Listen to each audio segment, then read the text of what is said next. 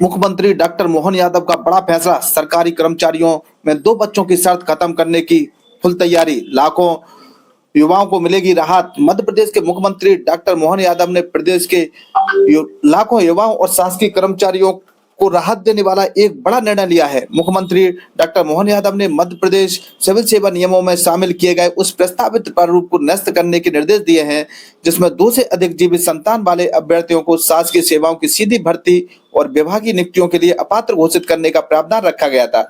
मुख्यमंत्री डॉक्टर मोहन यादव ने इस प्रारूप को तत्काल प्रभाव से पोर्टल से हटाने के भी आदेश दिए हैं। यह निर्णय ऐसे समय में आया है जब सामान्य प्रशासन विभाग द्वारा मध्य प्रदेश सिविल सेवा नियमों के संशोधन संबंधी एक प्रारूप जारी किया गया था।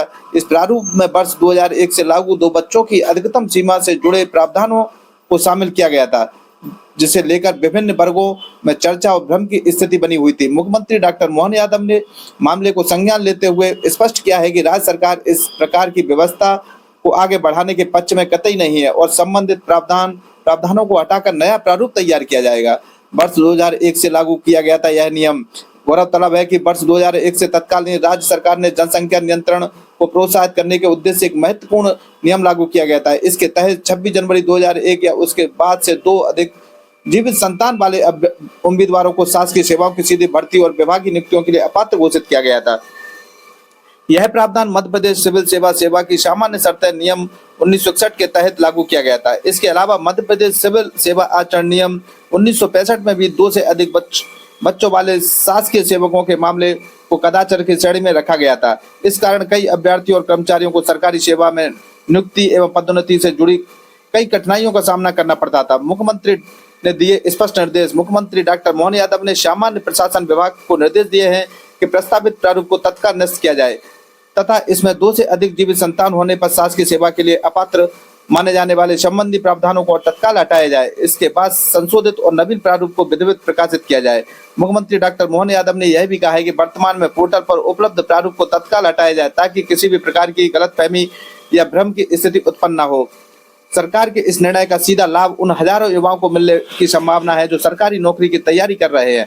2 बच्चों की सीमा समाप्त होने से ऐसे अभ्यर्थियों के लिए सरकारी सेवाओं के द्वार खुल सकेंगे जो अब तक इन नियम के कारण पात्रता को लेकर संशय में थे। विशेषज्ञों का मानना है कि इससे भर्ती प्रक्रिया अधिक समावेशी बनेगी और अभ्यर्थियों को परिवार के आधार पर नौकरी से वंचित नहीं होना पड़ेगा। वही शासकीय कर्मचारियों को भी भविष्य इस प्रकार के प्रावधानों से जुड़ी प्रशासनिक जटिलताओं का सामना नहीं करना पड़ेगा। मुख्यमंत्री के इस निर्णय के बाद प्रदेश में जनसंख्या नियंत्रण नीति, सरकारी सेवाओं में पात्रता और नागरिक अधिकारों को लेकर नई बहस शुरू हो गई है। कुछ लोग इसे सामाजिक न्याय और सामान्य अवसर की दिशा में महत्वपूर्ण कदम मान रहे हैं, जबकि कुछ विशेषज्ञों का कहना है कि जनसंख्या नियंत्रण के उद्देश्य से बनाए गए नियमों पर भी व्यापक चर्चा की आवश्यकता है। हालांकि राज्य सरकार ने स्पष्ट संकेत दिया कि सरकारी नौकरी की पात्रता को परिवार से जोड़ने की व्यवस्था को समाप्त करने की दिशा में नया कदम उठाए जा रहे हैं। मुख्यमंत्री के निर्देशों के बाद सामान्य प्रशासन विभाग अब नए प्रारूप को तैयार करेगा। संबंधित कानूनी और प्रशासनिक प्रक्रियाओं को पूरा होने के बाद संशोधित नियमों की सूचित किया जाएगा। इसके बाद मध्य प्रदेश सिविल सेवा नियमों में आवश्यक बदलाव लागू हो सकेंगे। प्रदेश के युवाओं और शासकीय कर्मचारियों की नजर अब सरकार द्वारा जारी किए जाने वाले नए प्रारूप और अंतिम अधिसूचना पर टिकी हुई है। यदि यह संशोधन लागू होता है तो इसे मध्य प्रदेश सरकार सेवा व्यवस्था में एक बड़े बदलाव के रूप में देखा जाएगा। मुख्यमंत्री डॉक्टर मोहन यादव ने 2 बच्चों की सीमा वाले प्रस्तावित प्रारूप को निरस्त किया है। खुशी की लहर दौड़ी है। सामान्य प्रशासन विभाग को नया प्रारूप तैयार करने के निर्देश दिए गए हैं। पोर्टल से तत्काल प्रारूप हटाने के भी निर्देश दिए गए हैं। वर्ष 2001 से लागू था 2 से अधिक संतान पर अपात्रता का प्रावधान। हर खबर सबसे पहले आप तक पहुंचे, इसके लिए अपने पसंदीदा चैनल को लाइक करें, साथ में बेल आइकन दबाएं, चैनल को सब्सक्राइब अवश्य करें ताकि हर खबर सबसे पहले आप तक पहुंचती रहे। शासकीय कर्मचारियों को मिल सकती है बड़ी राहत। मध्य प्रदेश सिविल सेवा नियमों में बड़े बदलाव की तैयारी मध्य प्रदेश में। सीधे तस्वीरें आप देख रहे हैं। मुख्यमंत्री डॉक्टर मोहन यादव ने बड़ा फैसला लिया है। सरकारी नौकरी में 2 बच्चों की शर्त खत्म करने की तैयारी कर ली गई है। लाखों युवाओं को मिलेगी बड़ी राहत। देखिए प्रमोद भदौरिया के साथ एक खास नाम निर्देशन पत्र के बाद, जैसा सबको जानकारी है, कांग्रेस के प्रत्याशी द्वारा जान करके जो जानकारी छिपाई गई थी, ये एक तरह से आपराधिक रिकॉर्ड को छिपाने का पाप है। असली में अगर आप पे कोई आपराधिक प्रकरण किसी न्यायालय में हो तो ये शपथ पत्र के साथ लिख के देना चाहिए, ताकि बाद में जब आप प्रत्याशी बनते हो तो उससे जुड़ी हुई सारी चीजों की जानकारी प्रत्येक मतदाता तक हो। लेकिन दुर्भाग्य के साथ कहना पड़ेगा, कांग्रेस के लोगों ने षड्यंत्र पूर्वक अपने प्रत्याशी का नाम निर्देशन पत्र में शपथ पत्र के साथ, जबकि वो प्रकरण उनके संज्ञान में भी था और प्रकरण के उस होने की जानकारी आज जब चुनाव अधिकारी ने बहस में उनके सामने रखी तब भी उनने एक्सेप्ट किया।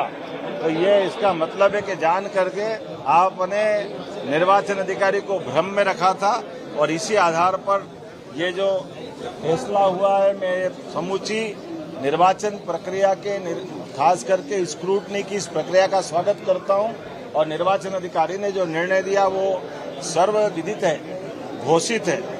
और ऐसे में अब कांग्रेस को आत्ममंथन करना चाहिए कि अपने प्रत्याशियों के ऐसे आपराधिक अगर रिकॉर्ड है तो वो क्यों करके सामने नहीं लाते। मुझे तो लगता कांग्रेस को हार का डर था कि उनके जहाज में 75 लोगों का जहाज और 18 लोगों को लेकर बेंगलोर गया।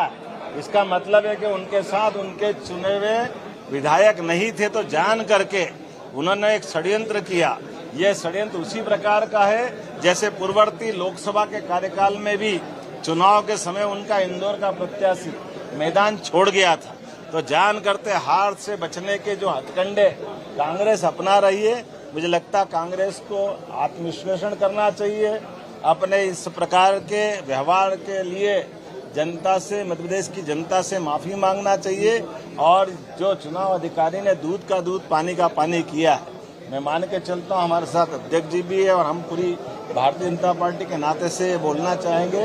इसी कारण से हम सब मध्य प्रदेश के लोगों के लिए आज का ये चुनाव, क्योंकि ये दूषित प्रक्रिया हो जाती अगर जान करते आपराधिक रिकॉर्ड को छिपा करके ये चुनाव प्रक्रिया में बढ़ते तो समूचा चुनाव ये खतरे में पड़ता। मैं मान के चलता हूँ चुनाव अधिकारी ने बुद्धिमत्ता पूर्वक सामने वाले के पक्ष को भी सुन करके जो निर्णय किया और हमारे वकीलों ने भी जो जिरह की, हमारे प्रत्याशी महेश केवट जी ने आपत्ति ली और हमारे सारे जो हमारे पक्ष के वकील और हमारे पक्ष के सारे लोगों ने अपनी बात कही। ये लोकतंत्र में यही तरीका होता है और इसलिए इस लिए गए निर्णय का हम सब स्वागत करते हैं।